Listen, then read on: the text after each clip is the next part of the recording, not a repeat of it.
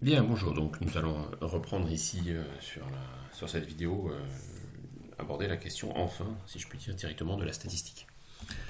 Alors, la question qui est au centre de la statistique, c'est la notion d'échantillon. Le but de la statistique, pardon, pas de la stat, c'est d'étudier la population à partir d'un échantillon qui contient moins d'éléments que la population, parce que ça coûte trop cher, par exemple, de sonder 60 millions de Français pour savoir pour qui ils vont voter. Autant faire le vote du reste à ce stade-là. En revanche, ce qu'on peut faire, c'est approcher la chose par un échantillon plus petit et projeter ça sur la population. Le but du jeu étant dans ce cas-là d'évaluer la confiance qu'on peut avoir dans les valeurs qu'on va mesurer. Donc un échantillon, pour qu'il soit représentatif, la méthode pour le déterminer, qui est de taille n, c'est de tirer n entités au sort dans la population. Sinon, on risque d'avoir l'introduction d'un biais, c'est-à-dire que on va sélectionner suivant un critère ou un autre. Alors, il peut y avoir des bonnes raisons de le faire, mais de façon générale, euh, la meilleure façon de faire, c'est d'avoir un échantillon représentatif tiré de cette façon-là. Évidemment, le problème vient si par exemple vous voulez étudier une maladie rare, vous ne pouvez pas tirer aléatoirement au sort dans la population parce que vous avez toutes les chances de ne trouver aucune personne atteinte de la maladie. Et dans ce cas-là, on raisonne différemment. Et ce qu'on va dire là est à adapter à la situation où on fait en fait dans ce cas-là deux catégories et on compare les catégories un peu différemment. Bref, c'est pas quelque chose qu'on va traiter beaucoup cette année. Ensuite, la variable aléatoire x qui va être tirée de cet échantillon représentatif va avoir n dimensions pour chacune des n entités tirées au sort et on va la noter en parenthèse x1, x2 jusqu'à xn. X, la variable aléatoire qui est là, va suivre ce qu'on appelle une loi parente et c'est cette loi parente qu'on va étudier dans l'échantillon. Donc on cherche à déterminer les paramètres de la loi parente, qui sont les paramètres vrais entre guillemets de la population. XI suit la même loi que X. Alors pour comprendre ça, c'est simplement que si vous avez n échantillons de taille n, la première valeur de chacun des échantillons, si vous les prenez toutes les n premières valeurs, tous les x1, vous en pouvez en faire un autre échantillon, et cet échantillon aura la même espérance et la même variance que n'importe quel autre échantillon. Voilà, il n'y a pas grand chose de plus à en tirer que ça. L'échantillon, en revanche, pour les échantillons réalisés, en pratique, je vais tendre à noter par un petit x les valeurs numériques réellement prises et par un grand x les valeurs, la grandeur avant mesure, si vous voulez. Donc si par exemple on s'intéresse à la glycémie par l'étude d'un échantillon de n sujets, on va noter mu et sigma carré, la moyenne et la variance de la glycémie sur l'échantillon. Si on réalisait par exemple 70 échantillons de taille 70, et que vous prenez juste la valeur de la glycémie sur le x1 de chacune de ces 70 mesures, vous obtiendriez une autre distribution dont la variance et la moyenne seraient identiques à la population. C'est pas très important pour nous, c'est un peu du bon sens pour l'instant. Ça peut être utilisé en fait dans certains cas un peu particuliers, mais bon, ici, on ne va pas s'en servir comme une propriété importante cette année. Alors, en revanche, ça c'est absolument crucial pour ce qui va suivre. On va voir ce qu'on appelle le théorème central limite. Tout d'abord, on va rappeler la définition de la moyenne. La moyenne d'un échantillon aléatoire, c'est la somme de toutes les valeurs qu'on trouve dans l'échantillon, divisé par n, le nombre de sujets qu'il y a dans l'échantillon. Et dans ce que nous dit le théorème central limite, c'est qu'une somme de variables aléatoires identiques et indépendantes tend vers une variable aléatoire gaussienne. D'accord, ici, donc, c'est ce qu'on voit, la moyenne, elle est construite comme étant une somme de variables aléatoires. Chacun de ces x, c'est une variable aléatoire, qui sont toutes indépendantes les unes des autres par hypothèse. Si elles ne sont pas indépendantes, tout ce qu'on est en train de faire là marche différemment. Et bien la somme ici tend vers une variable aléatoire gaussienne. D'accord, donc les moyennes d'échantillons se comportent comme des gaussiennes. Donc si on prend une variable aléatoire qu'on va noter x, quelle que soit la loi sous-jacente des phénomènes qui affectent les x1, x2, etc., xn, mais qui a en tout cas une moyenne mu et une variance sigma carré qu'on peut déterminer pour la loi en question, plus la taille de l'échantillon est grande, plus la distribution de Mn, ici, des valeurs, s'approche d'une loi normale de moyenne mu. Donc mu, c'est bien la moyenne de la population, fin de la loi, et de variance sigma carré sur n. Alors, pour bien comprendre ce que ça veut dire que si on réalise plusieurs fois la même mesure, par exemple, on fait 70 mesures une première fois, puis 70 mesures une deuxième fois, puis 70 mesures une troisième fois. Chacun de ces échantillons va avoir une moyenne Mn légèrement différente. Et après, on pourrait prendre ces Mn et on verrait qu'elles se distribuent suivant une loi gaussienne. C'est ça que nous dit le théorème central limite. D'accord. Et plus la taille de l'échantillon augmente, plus la moyenne de l'échantillon tend vers la moyenne vraie, mu. D'accord. Et plus cet intervalle de fluctuation, plus la largeur de la gaussienne se rétrécit. D'accord. On voit que le sigma carré, c'est la variance de la population. N, en revanche, c'est le nombre d'échantillons. Non, le nombre de sujets dans l'échantillon. Plus ce nombre est grand, plus la variabilité de la mesure est réduite. Et donc, plus on est sûr qu'on a bien mesuré la moyenne de la population. Donc, ce théorème est important parce qu'il permet de comprendre pourquoi on observe beaucoup de gaussiennes en pratique. C'est qu'il y a beaucoup de phénomènes qui sont la somme de beaucoup de contributions aléatoires indépendantes, simplement, qui peuvent suivre des lois individuellement différentes. Et quand vous les mettez toutes ensemble, interagir indépendamment, vous obtenez en moyenne quelque chose qui se comporte de façon gaussienne. Donc la loi de Gauss, c'est ce qu'on disait, est vraiment au centre de tout dans nos études statistiques, parce que en quelque sorte, tous les processus tendent vers la gaussienne à l'arrivée. Alors, c'est pas toujours vrai, bien sûr, il ne s'agit pas de dire qu'il faut calculer la gaussienne, mais c'est vraiment très central à cause de ça. Donc la fluctuation de la moyenne, c'est ce qu'on va regarder maintenant. Donc on considère une variable aléatoire x. Dans la moyenne, par hypothèse, on la connaît vaut mu et la variance sigma carré. La moyenne d'un échantillon de taille n, qu'on va noter mn, donc, a une probabilité qu'on va appeler 1 moins alpha d'être comprise entre ces deux valeurs-là. Donc la valeur borne inférieure et la valeur borne supérieure. Donc la borne inférieure, ce sera mu, moins u alpha, on va voir après comment on le détermine depuis pour la loi normale, multiplié par sigma, c'est donc la variance de l'écart type de la population, divisé par racine de n. Ou racine de sigma carré sur n, si vous voulez. Je vais utiliser cette formule-là parfois. Et la borne supérieure, c'est mu plus u alpha, racine de sigma carré sur n. Ou sigma sur racine de n. D'accord. En revanche, ce u alpha ici, en fait, c'est une valeur qui va dépendre du niveau de confiance qu'on veut avoir dans l'évaluation qu'on est en train de faire. Donc, plus on veut être sûr, plus le u va être élevé. D'accord. Si on veut être sûr à 99% que notre intervalle contienne la moyenne, il faudra prendre un intervalle plus grand. Et plus on veut une certitude élevée, plus il va nous falloir prendre un intervalle grand. Alors, comment est-ce qu'on prend l'intervalle concrètement? On va aller chercher la probabilité, pour le coup dans la loi normale centrée réduite, que la valeur de z soit supérieure au u alpha, où alpha est la valeur qu'on va regarder. On va aller voir ça tout de suite. Et les conditions de validité, théoriquement, c'est n supérieur ou égal à 30. Donc on va simplement essayer de le faire sur un échantillon sur lequel on n'a théoriquement pas le droit de faire, parce qu'il fait 25, il fait une taille de 25 seulement, mais bon, c'est pas grave, on va le voir sur cet échantillon-là quand même. Donc on a fait une mesure, et par hypothèse on connaît le résultat vrai, on sait que c'est 7, et on a une mesure dont l'écart type fait 1. D'accord. Pardon, l'écart type de la population est de 1. Donc l'intervalle dans lequel on a 99% de chances de trouver la moyenne de ces mesures, de ces 25 mesures, on l'a dit ici, c'est mu, la valeur de la population, moins le u alpha qu'on va aller chercher, mais pour alpha égale du coup à 99%. Enfin, pardon, à 1 moins 99%, donc à 1%, fois sigma sur racine de n. Donc c'est parti, il va nous falloir calculer. Donc là, je calcule sigma carré sur n, on va ensuite enlever racine de ça, sur 25. Et maintenant, ce qu'il nous faut, c'est aller chercher le u alpha. Nous, on veut la probabilité que z soit supérieur à u alpha, et comme on veut 99%, on veut 1 moins alpha égale 0,01 du coup. 1 moins 0,99 égale 0,01, je vais y arriver. Et donc on regarde la valeur de u alpha correspondante, c'est 2,576. D'accord. Voilà, donc ça, vous avez des tables comme ça, on les verra un peu plus, les vraies tables, parce que là, il n'y a que 6 valeurs. Dans les vraies tables, vous avez des dizaines et des dizaines de valeurs qui ont été compilées pour la pratique. Voilà, et plutôt que d'intégrer à la main la loi de Gauss, ce qui est quelque chose de tout à fait infernal, à la main, c'est même pas possible théoriquement, on le fait numériquement, et bon, on a ces valeurs-là.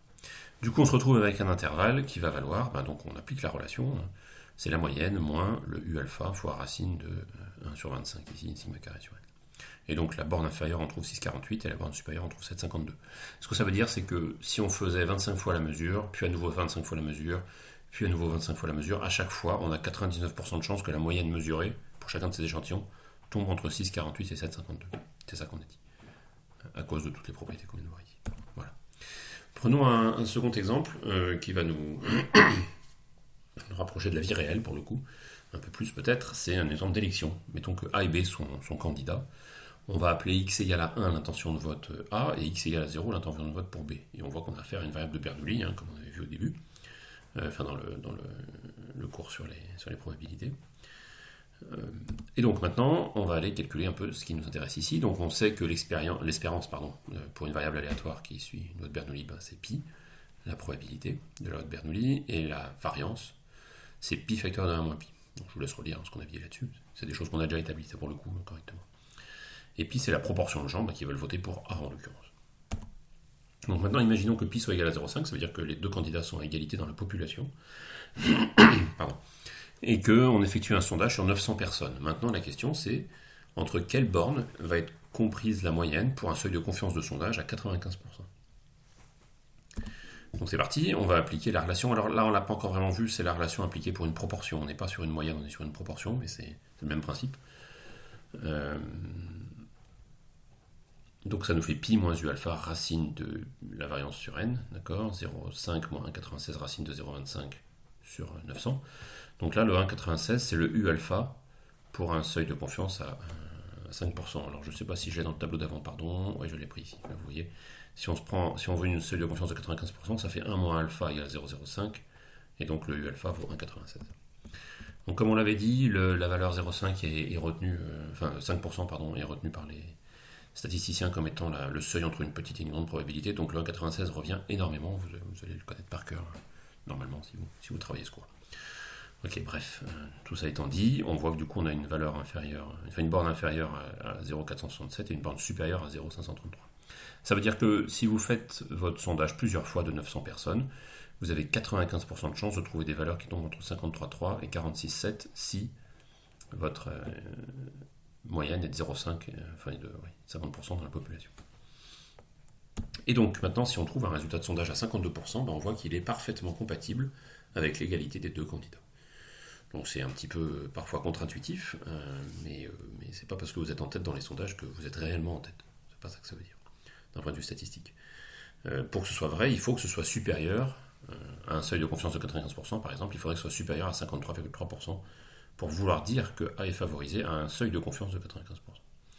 Voilà, vous pouvez relire un peu la presse et les sondages avec ça. Pardon. Pour ce genre de propriété, vous verrez que les sondages ne vous indiquent à peu près jamais les seuils, les bornes du domaine de confiance, et les seuils de confiance considérés. Donc les valeurs brutes veulent rarement dire quelque chose. En fait, en tout cas, quand on est aussi proche de 50, c'est pas très significatif. Ou alors il faut prendre un échantillon vraiment très grand, et dans ce cas-là, on indique clairement le domaine de confiance. Voilà. Bon, on peut en revenir du domaine de la politique au domaine de la statistique. On va aborder un peu maintenant brièvement la statistique descriptive. Donc le but de la statistique descriptive, c'est de structurer et de représenter l'information qu'on a dans nos échantillons sur lesquels on réalise une étude statistique. Donc on va s'intéresser à différentes grandeurs. Alors la liste est loin d'être exhaustive, il y a beaucoup de grandeurs qui peuvent être d'intérêt. Il y en a quelques-unes qui sont en revanche retenues beaucoup plus souvent que d'autres, et la valeur reine, bien sûr, c'est la moyenne. La moyenne arithmétique, très exactement, il y a d'autres types de moyennes. Et donc la moyenne arithmétique, c'est la somme des valeurs divisée par le nombre d'éléments dans l'échantillon.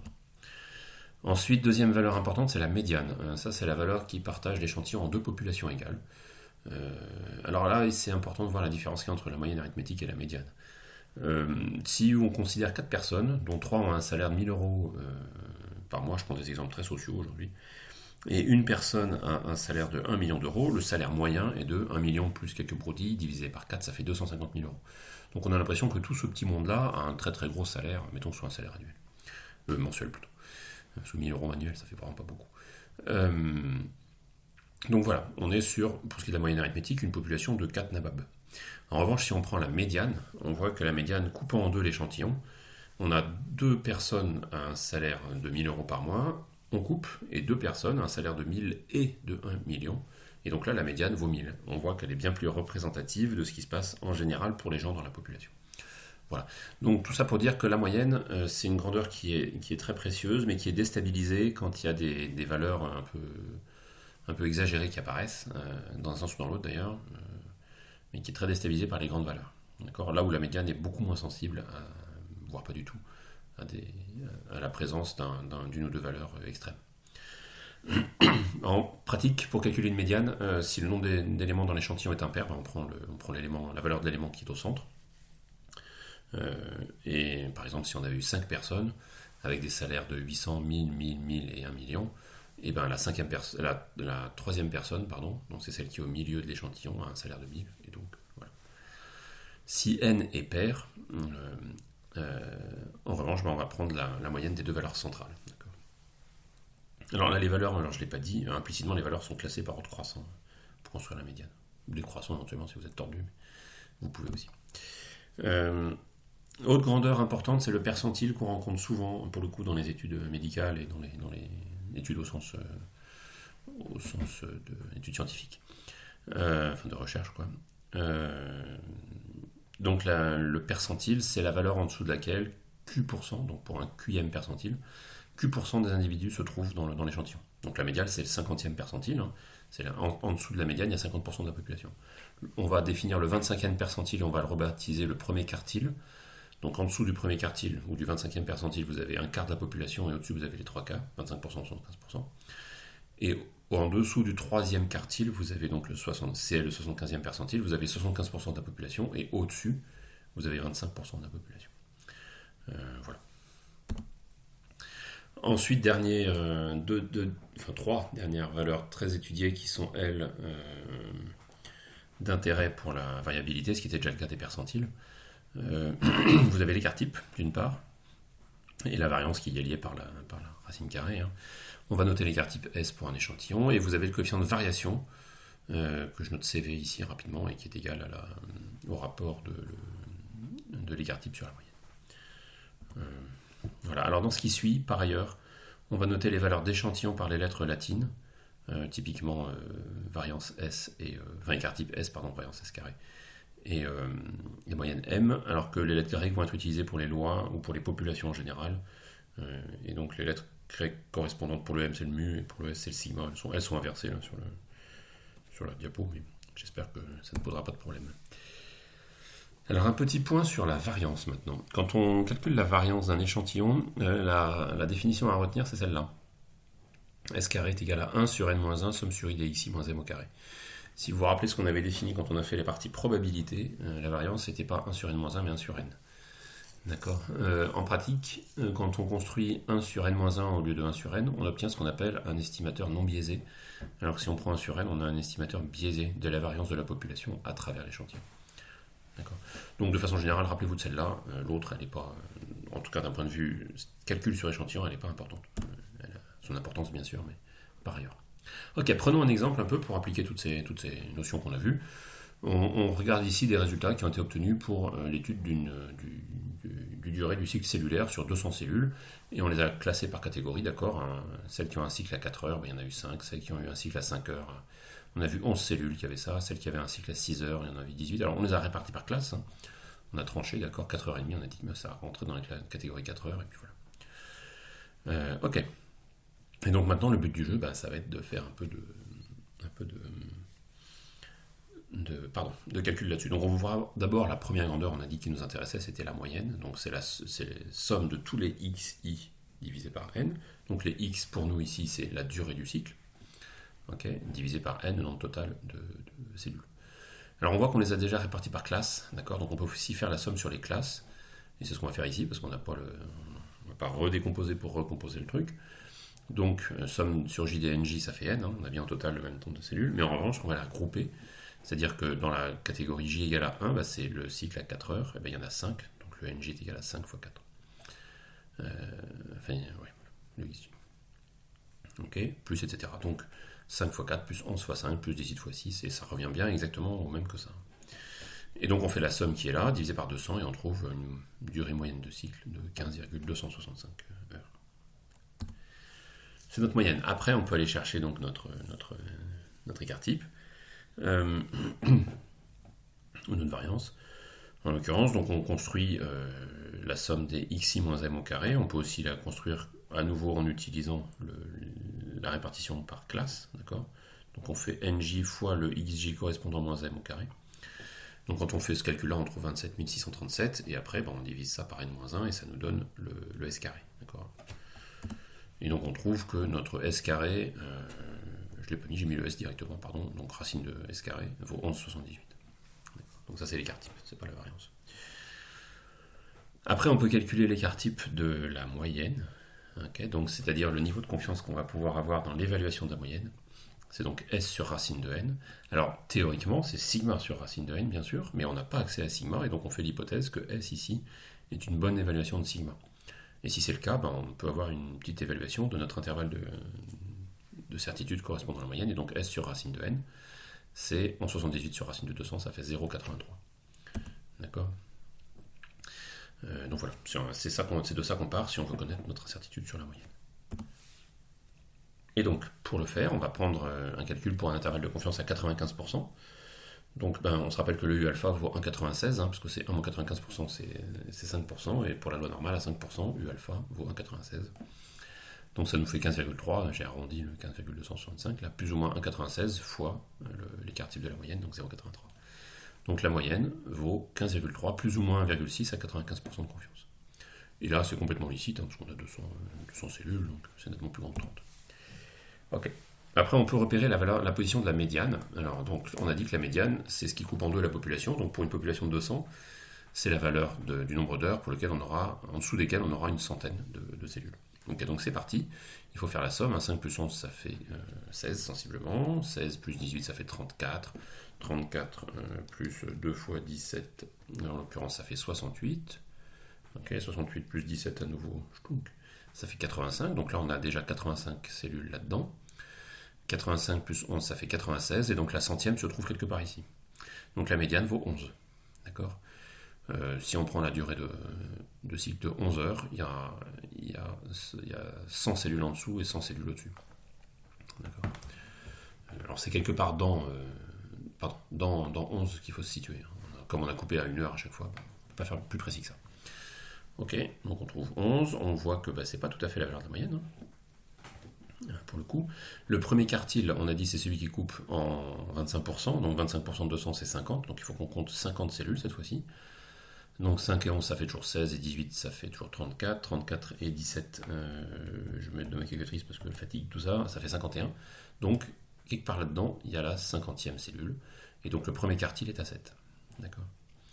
Voilà, puis le troisième quartile, je vous laisse le faire de votre côté, c'est la 150e place, ou alors vous pouvez compter jusqu'à 50 en partant de l'autre côté, simplement. Donc la 150e place, on la trouve dans l'intervalle 19 ici. D'accord. Voilà, donc on a réparti en médiane, en premier et en troisième quartile. Si on trace néanmoins la distribution, on voit qu'elle n'est pas exactement gaussienne. Elle n'est pas joliment symétrique, elle a une queue un peu longue. Ça veut dire qu'on pourrait peut-être faire des traitements statistiques un peu plus raffinés, d'une manière ou d'une autre là-dessus, mais bon, c'est pas le propos pour l'instant. Je voulais qu'on exploite la population qu'on avait sous les yeux. On voit qu'en pratique, ça peut être plus compliqué que ça, et on peut avoir besoin de faire des traitements statistiques plus raffinés dans certains cas. Donc là, oui, c'est bien la distribution qu'on vient de voir, d'accord, on a la durée du cycle, et là, ici, c'est le nombre de cellules dans chacune des catégories. Voilà. Ok. Donc maintenant, on va commencer à parler un peu d'estimation. Donc on l'a dit, donc pour la moyenne, pour un échantillon, la moyenne M, c'est la somme des xi sur n, et la variance, c'est 1 sur n-1, somme des xi moins m au carré. Okay. Et je l'ai dit tout à l'heure, on prend n-1 et pas n pour avoir un estimateur qu'on appelle non biaisé. Ok. On va réappliquer un peu la règle, on va raisonner un peu dans l'autre sens. On se place dans une situation où on a étudié 70 sujets, on a dosé une quantité en unités par millilitre, d'accord, et on trouve un sujet pour lequel on a trouvé la valeur de 20, 10 pour lesquels on a trouvé 21, etc., jusqu'à 29, d'accord. Donc on a 20, 21, 22 jusqu'à 29. Alors on trace la répartition ici. Donc pour la valeur 20, il n'y a qu'une personne, pour la valeur 21, il y a 10 personnes, etc. Et on voit qu'on a une distribution qui n'est pas très jolie, au sens où elle n'est pas gaussienne.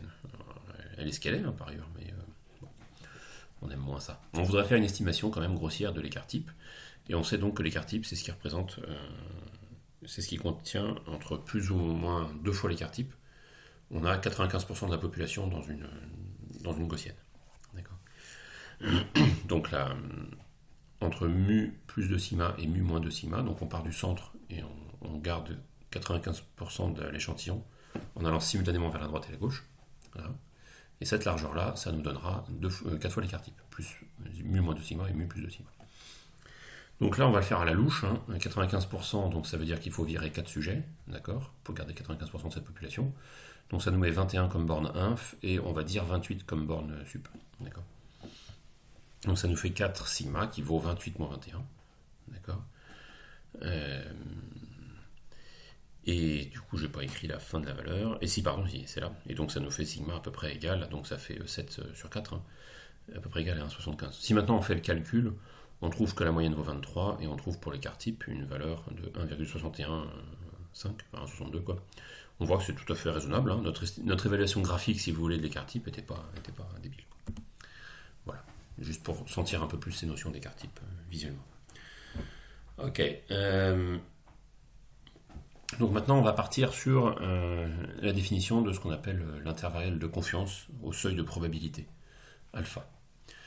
Donc, pour une moyenne, on les a déjà rencontrées, ces choses-là, on est en train de revoir un petit peu la même chose. L'intervalle de confiance de notre moyenne, quand on la mesure sur un échantillon, mu est compris par définition, enfin pas par définition, mais au total, entre la moyenne de l'échantillon moins u alpha s sur racine de n, d'accord, et mu plus u alpha s sur racine de n. Et la condition de validité de cette relation, c'est n plus grand que 30. Donc ces relations-là, pour le coup, c'est bien de les retenir par cœur. Ok, pour la proportion, on trouve quelque chose qui est tout à fait analogue.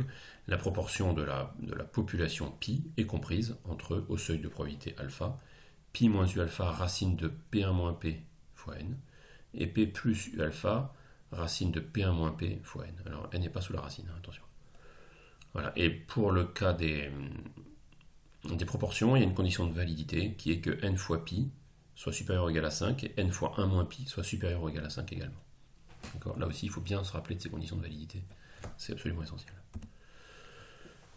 Ok, à partir de là, on peut raisonner dans l'autre sens et se dire combien est-ce qu'il nous faudrait de sujets pour obtenir une précision delta donnée sur l'évaluation de la moyenne réelle mu. Ok, donc là, je suis en train de partir sur ces relations-là, en fait. Donc, on va prendre m moins mu, on va faire passer de l'autre côté, et on voit que du coup, notre erreur, là, c'est le u alpha s sur racine de n. Alors, s, du coup, maintenant, on va le remplacer par sa valeur dans la population, donc c'est sigma, et donc sous la racine, donc ça fait un sigma carré. D'accord. Et donc, ça veut dire que ça va être notre précision, ici, et donc on veut une précision inférieure à delta. Inférieure ou égale à delta en pratique. Et donc le nombre de sujets nécessaires, on fait passer le n de l'autre côté, on fait passer le delta ici, d'accord, et on obtient finalement ça. On obtient que n, et on doit le mettre au carré à cause de la racine, on obtient que n, le nombre de sujets nécessaires dans l'échantillon pour avoir une précision delta sur la moyenne, c'est u alpha, correspondant à cette précision delta ici, sigma sur delta au carré. Si on veut une précision de 99%, il faut prendre un U alpha à 0,01, donc ça nous fait, mettons, 1,96. Le sigma de la population, par définition, on ne connaît pas, et donc il faut avoir une petite idée de la variation, de la variance de la population. Donc ça veut dire qu'on a un premier résultat vague sur un petit échantillon qui nous a permis d'avoir une valeur à la h, si je puis dire, de la variance. Et après, du coup, on peut affiner la taille d'échantillon qu'il nous faut. Voilà. Donc, on a fini avec la statistique descriptive, on a vu comment on a commencé à retourner un peu la question et se dire comment on peut conditionner nos échantillons pour qu'ils aient une valeur pas stupide. Maintenant, on va en venir franchement à la question de ce qu'on appelle des tests statistiques. Et donc ça, c'est ce qui est vraiment au cœur du travail de tout ce qui va suivre après. Et donc il faut bien rentrer dans la logique du statisticien ici. C'est ça qui va être essentiel. Donc, de façon générale, on va distinguer deux étapes quand on fait une étude statistique, l'étape de formulation puis l'étape de test proprement parlé. Donc, dans la formulation, ce qui est crucial, c'est de bien définir les hypothèses qu'on va regarder. Donc, la première hypothèse qu'on appelle l'hypothèse nulle, ou H0, c'est l'hypothèse qu'on va en fait chercher à tester par le test statistique. Et on va voir si elle peut être rejetée. Le but d'un test statistique, techniquement, c'est de rejeter l'hypothèse H0. Et la seule conclusion qu'on peut tirer si on n'arrive pas à le rejeter, c'est qu'on n'arrive pas à le rejeter. Mais si on arrive à le rejeter, c'est avec un certain seuil de fonction. On va néanmoins comparer cette hypothèse nulle avec une hypothèse alternative qu'on va noter H1. Donc H0 et H1, c'est des notations que vous verrez partout. C'est pas juste pour ce cours. Donc l'hypothèse H1 est ce qu'on appelle l'hypothèse en concurrence avec H0, une hypothèse alternative, plus souvent. Donc on va devoir définir du coup, on va faire un essai statistique et on va devoir définir une zone de rejet, c'est-à-dire une zone dans laquelle l'ensemble des valeurs expérimentales qui tomberont dans cette zone-là, entre guillemets, invalideront l'hypothèse nulle. Donc c'est un seuil de confiance qu'on va définir, entre guillemets, à l'avance. Pas entre guillemets, définir à l'avance autant que possible. Voilà, c'est ce qui permet de déclarer que H0 est faux. Est fausse, pardon. Alors, on va définir ce qu'on appelle le risque de première espèce. Ça, c'est le risque alpha qu'on a de rejeter l'hypothèse H0 alors qu'elle est vraie, parce que on peut faire une erreur statistique au sens où l'échantillon peut ne pas être suffisamment représentatif à notre seuil de confiance, et donc il peut nous amener à rejeter H0 alors que H0 est vrai. Donc ce risque-là, on va l'appeler risque de première espèce. Ensuite, on va définir le degré de signification. On verra après le risque de deuxième espèce, mais on fait une chose après l'autre. Et on va définir quelque chose qui y est lié, c'est le degré de signification. C'est la plus petite valeur de alpha qu'on aurait pu prendre tout en rejetant H0. D'accord ? C'est dans le cas où H0 est rejeté, on va recalculer jusqu'à quel niveau de alpha on peut descendre tout en rejetant H0 toujours. D'accord ? Mettons par exemple qu'on a fait un calcul à 5%, qu'on a rejeté H0 à 5%, ok, on est content, mais en fait on s'aperçoit qu'on aurait même pu mettre une borne, non pas à 5%, mais à 0,02%, une borne très petite, et bien c'est ça le degré de signification de notre test dans ce cas. Ok, alors, on va prendre un cas concret parce que ça parlera plus, je pense, pour tout le monde. Donc on va regarder une situation où on va regarder la transmission de gènes. Donc on regarde un gène qui a des allèles un grand A et petit a, d'accord ? Donc le grand A correspondra au dominant et le petit a au récessif. Et on va considérer l'hypothèse nulle. On a une population d'hétérozygotes. Si la transmission est mendélienne, par les lois de Mendel, on doit retrouver le phénotype A avec une fréquence de 3 sur 4. D'accord ?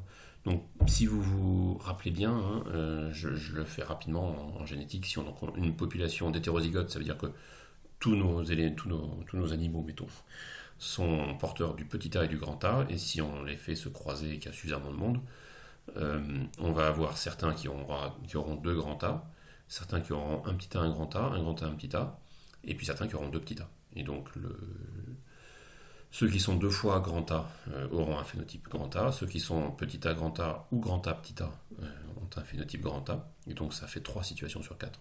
Et ceux qui sont petit a, ont un phénotype petit a, et donc sont 1 sur 4. Ok ? Donc l'hypothèse qu'on a, qu'on va essayer d'invalider, c'est que c'est pas une transmission mendélienne, et donc on va voir si on a bien une fréquence des phénotypes qui correspond ou pas à ce 3 quarts. Donc on va définir la zone de rejet à 5%, donc encore une fois c'est le seuil qu'on retient habituellement. Et donc on va pour l'instant appliquer le théorème central limite. On sait du coup que les bornes de fréquence qu'on va observer dans la population qui sont compatibles sont f moins le phi 0. Donc là le phi 0 est bien défini, on verra après que c'est pas toujours le cas du tout, c'est généralement pas le cas d'ailleurs, mais pour une fois on a un phi 0 qui est bien défini. Donc c'est f moins 3 quarts doit être supérieur ou égal en valeur absolue à 1,96 à racine de, puisque c'est des proportions phi 0 fois 1 moins phi 0 sur n. D'accord. Et la condition, on se rappelle aussi, c'est n phi 0 et n facteur de 1 moins phi 0 qui sont supérieurs à 5. Ok, puis alors mettons qu'en pratique, on a 300 sujets qu'on observe et on trouve 204 phénotypes A, grand A quoi, et donc 96 phénotypes petit a. Donc on a une fréquence expérimentale qui est de 0,68. Maintenant la question c'est, est-ce qu'on peut rejeter ou pas l'hypothèse mendélienne dans ce cas-là ? Donc on va calculer les valeurs de rejet. Ce qu'on observe du coup, enfin ce qu'on détermine du coup, c'est que pour phi 0 égale 0,75, le plus ou moins là fait 0,049. Et donc on a 0,75 plus 0,49, ça fait 0,799 comme borne supérieure, donc 0,8 quoi. Et comme borne inférieure, on trouve 0,75 moins 0,049, donc on trouve 0,70. D'accord. Et donc on voit que notre fréquence 0,68 est inférieure à la borne inférieure, donc on est en dehors de la zone, on est dans la zone de rejet, puisqu'on est inférieur à la borne inférieure. Donc on peut rejeter H0. On va appeler ça un test significatif. De façon générale, pour un statisticien, un test significatif, c'est un test où on rejette H0. Un test non significatif, c'est un test où on ne peut pas rejeter H0. Ça, c'est un vocabulaire à connaître. Voilà. Okay. Et donc ce qu'on peut dire ici, on peut conclure deux choses. D'abord, ce test est bien significatif, donc on peut rejeter l'hypothèse que dans ce cas-là, on a affaire à une transmission mendélienne. Et deuxième aspect, on voit que donc dans ce cas-là, dans la population, la fréquence phi doit être inférieure à 75%. Alors, on ne sait pas combien elle est exactement, mais ça ne permet pas de savoir ça précisément pour le coup. On peut venir à l'évaluer aussi par la même étude d'ailleurs, mais c'est une autre question. C'est pas celle qu'on a posée pour l'instant. Il faut être très méthodique et poser les questions calmement. Maintenant, ce qu'on peut, c'est essayer de repérer, de calculer le degré de signification. Donc, on regarde la valeur de z. Donc, on passe en coordonnées normales centrées réduites. Donc, on prend notre f moins phi0 sur racine de phi0, 1 moins phi0 sur n. D'accord. Donc, ça nous fait du 0,68 moins 0,75 divisé par ça, là, et ça nous fait 2,8. D'accord. Et on va voir la table de la loi normale. Alors, là, j'ai pas mis les grandes tables normales parce que ça ne tient pas sur la slide. Vous aurez des petits exos dans lesquels vous pourrez vous entraîner avec ça. Mais donc on va rechercher la valeur correspondant à 2,8 et ça nous renvoie une probabilité qui est de 0,0051. Donc le degré de signification du test n'est pas de 5%, il est mieux que ça, il est 5 pour 1000. Donc c'est un test qui commence à être déjà franchement significatif. Ok. Maintenant, on va en venir au risque de seconde espèce et à la puissance d'un test. Donc ça, c'est des concepts encore un peu plus avancés. Maintenant, la question qu'on se pose sur un test, c'est quelle est la probabilité de rejeter H0 alors que quand H1 est vrai. C'est ce qu'on appelle la puissance du test. Donc c'est une grandeur positive. Plus la puissance est grande, mieux c'est. C'est-à-dire que si H1 est vrai et que la puissance est grande, on va rejeter H0. Donc c'est une probabilité conditionnelle ici. Probabilité que H0 soit invalidé quand H1 est vrai. Le risque de seconde espèce, c'est le complémentaire de cette chose-là, c'est la probabilité de ne pas rejeter H0 alors qu'on devrait rejeter H0, c'est-à-dire que H1 est vrai. Okay, donc c'est complémentaire de P, bêta c'est 1 moins P. Okay, donc bêta c'est ce qu'on appelle le risque de seconde espèce, la probabilité de se gourer, de ne pas invalider H0. Donc ce qu'on voit c'est que la puissance P dépend de H1, on ne peut pas définir P sans définir H1 plus précisément qu'on a fait le coup d'avant. Donc pour évaluer une puissance et un risque de seconde espèce, il faut préciser l'hypothèse alternative. Et puis ça dépend aussi de la taille de l'échantillon, puisque nos bornes dépendent de la taille de l'échantillon. Donc il y a 3 étapes dans cette affaire-là. Il faut d'abord déterminer les valeurs de rejet de H0, puis définir précisément l'hypothèse alternative, et après on va pouvoir chercher la probabilité, si H1 est vrai, que l'observation tombe dans la zone de rejet. Voilà. Donc venons-en à la suite de notre petit test là. Bon, donc ce qu'on va regarder du coup comme nouvel exemple, c'est de supposer cette fois-ci qu'on va avoir H1 suivant un mécanisme précis. C'est ça ce qui va nous permettre de calculer la puissance du test ainsi que le risque de seconde espèce. Donc on va faire une hypothèse qui est que H1 est que le génotype AA est létal. Et donc on va avoir du mal à l'observer. Dans ce cas, le phénotype qu'on va attendre, ce sera 2 tiers de A, auquel cas les génotypes seront grand A, petit a et petit a, grand A, et 1 tiers de petit a avec les génotypes petit a, petit a. Et donc les grand A sont tous morts. Alors bien sûr, là où c'est artificiel, c'est qu'on pourra faire d'analyse d'ADN pour vérifier ce genre de choses, et s'apercevoir qu'il n'y a pas de grand A dans la population. Mais là, on essaie de raisonner dans une situation où on ne sait pas faire ça, et on va juste essayer de déduire avec un niveau de confiance ce qui se passe. Du coup, ce qu'on en déduit, c'est que phi1, on se rappelle que phi0, c'était la probabilité dans le processus mendélien était de 3/4 pour le phénotype grand A. Là, phi1 devient 2 tiers du coup. La probabilité du phénotype grand A dans le cas de l'hypothèse H1, donc phi1 correspondant. Du coup, la probabilité de tomber dans la zone de rejet de H0, c'est-à-dire ce qui nous intéresse, vu que phi1 est plus petit que phi0, ce qui va nous intéresser, c'est la borne inférieure. Donc maintenant, il faut qu'on calcule la probabilité de tomber dans la zone de rejet de H0, donc à f inférieur à 0,7, en prenant une approximation normale pour la loi normale, dont la moyenne soit 2 tiers, ou 0,67 si on arrondit les 2 tiers. Et avec une variance qui sera le nombre d'éléments, qui sera la variance de la situation actuelle, qui est donc 0,67 fois 0,33 sur 300. Du coup, voilà, ça ressemble à ça. Ça veut dire qu'en fait, on est en train de tester une hypothèse H0 qui ressemble à ça, versus une hypothèse H1 qui ressemble à la courbe en bleu. Et donc, la zone où H1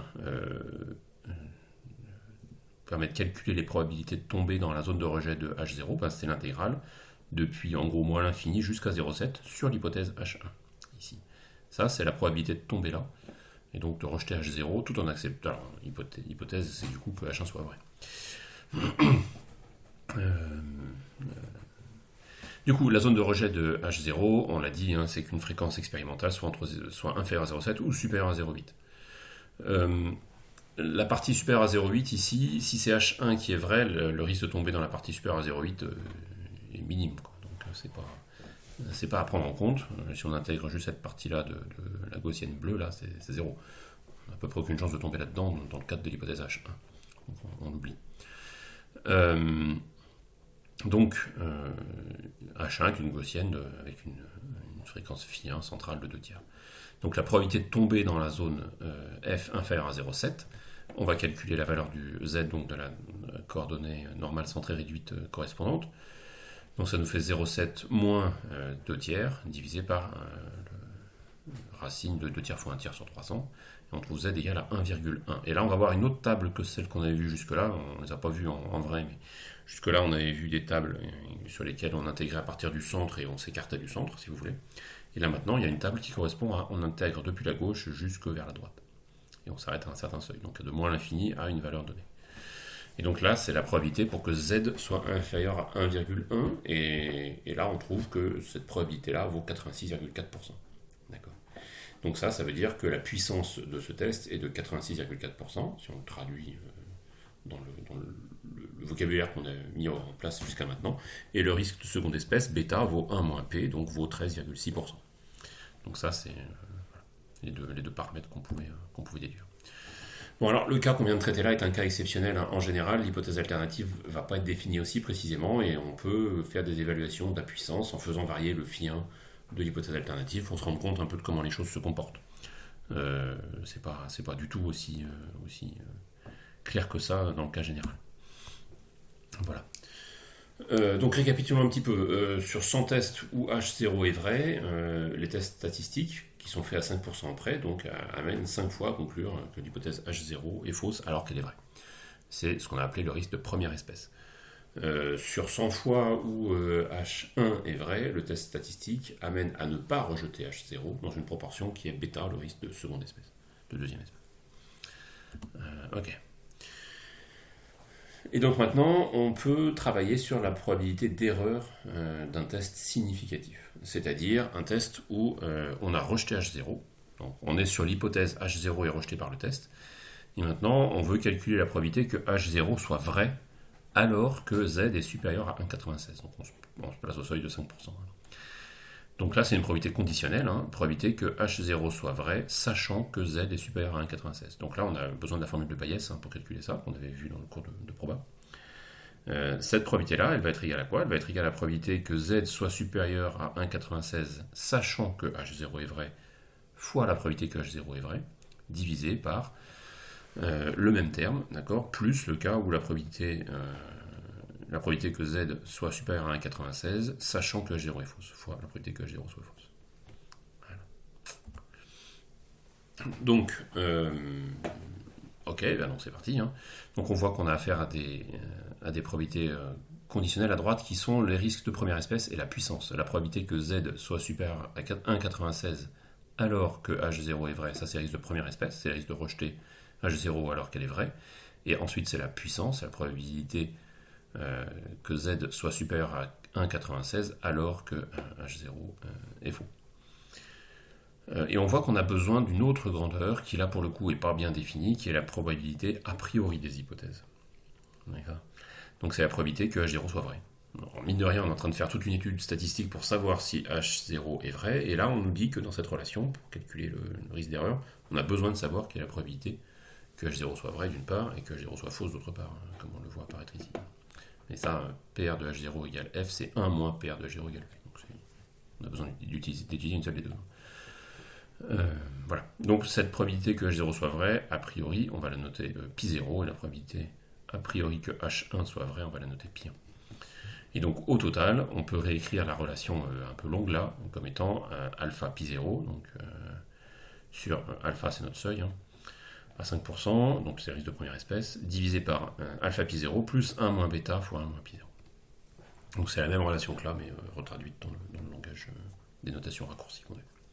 Voilà. Bon, un petit exemple ne fait jamais de mal. Qu'est-ce qu'on peut en dire? Donc reprenons l'exemple des gènes grand A et petit a. Si on est dans un cas, mettons, qui soit bien établi, qui est en fait normalement de la transmission mendélienne, mais on a fait notre expérience et il se trouve qu'on a rejeté. D'accord. Alors mettons du coup qu'en fait la probabilité a priori que l'hypothèse H0 soit vraie, donc la transmission soit bien mendélienne, est très élevée, 0,99 mettons. D'accord. Donc on applique la relation qu'on vient de décrire là. Ça fait 0,99 fois 0,05 sur 0,99 fois 0,05 plus le risque de seconde espèce ici 0,01 fois 0,86. Et on trouve 0,85. Donc il y a un risque très élevé de rejeter abusivement H0 alors que le test était significatif. D'accord. Voilà. Ici, la partie qui est difficile, je l'ai un peu fait sentir, mais c'est clair, c'est d'évaluer pi0. Cette probabilité que l'hypothèse H0 soit vraie, c'est quelque chose qui est mal défini, donc on fait un petit peu au feeling. Donc ces calculs-là, ils permettent de comprendre ce qu'on se dit un peu intuitivement, c'est-à-dire que si vous avez un résultat qui est très bien établi scientifiquement, que toute la communauté est d'accord, et puis que tout d'un coup vous voulez le remettre en cause à travers un résultat bizarre, il y a peu de chances que ce soit vrai. C'est pas impossible, vous êtes peut-être sur la voie de quelque chose de vraiment intéressant, mais simplement la probabilité a priori que votre truc soit bon n'est pas très élevée. Voilà, c'est ça le sens de cette... c'est un des sens possibles en tout cas du calcul qu'on vient de faire. Voilà, bon, c'est assez intuitif finalement. Ok. Et maintenant, on va regarder, on va juste évoquer d'ailleurs, on va pas travailler dessus du tout, parce que c'est rigoureusement la même chose, on va regarder la situation symétrique, c'est quelle est l'erreur d'un test non significatif, c'est-à-dire l'erreur que H1 soit vrai, alors que on n'a pas rejeté l'hypothèse H0, on a un Z qui est inférieur à 1,96. Et donc, alors j'ai gardé les notations pour faire plus court, on trouve que c'est bêta pi 1, donc risque de seconde espèce, probabilité de la véracité de H1 fois tout ça. Bon, je vous le lis pas, vous savez lire, vous pouvez faire pause, vous pouvez sortir le PDF sur Selene, enfin bref. Il n'y a pas besoin, n'allez pas apprendre, pour le coup ces relations là, prenez-les pas par cœur, c'est pas très, très intéressant. Voilà, donc ça conclut ce qu'on devait voir ensemble sur les tests statistiques.